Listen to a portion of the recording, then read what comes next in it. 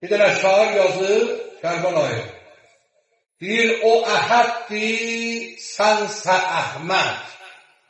Götürülsə mim adından, aradan hicab çəkilsə, bir adın xuda deyilmi?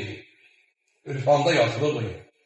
Allahın adı nədir? Əhəd. Qul, huvəllahu əhəd. Əhəd, deyir, sənin də adın Əhməd.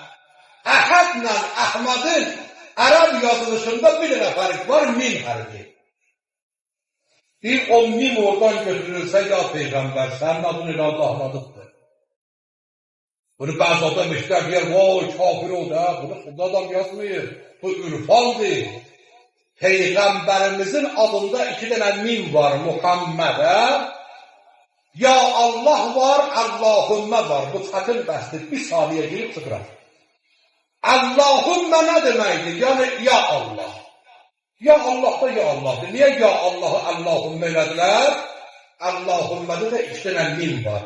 Birinə deyərlər mimi mələkut, mimul mulk. Biri mülkün mimidir, biri mələkutun mimidir. Dünyanın ixtiyarı və mələkut aləminin ixtiyarı əlində olan bu asarla qeyb aləminə qədər gedəcək. Həmin iki dənə mim ki var, Allahümmə. İki mim Həzrət-i Peyğəmbərimizin adında var. Muhammed.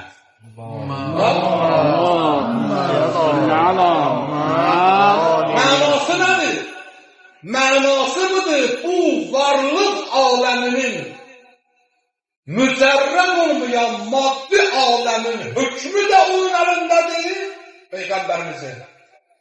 Və mələkut aləmi var, qeyb aləmi, gözə görünməz aləmində açarı onun əlindədir. Budur dərinliklər var. Çox istər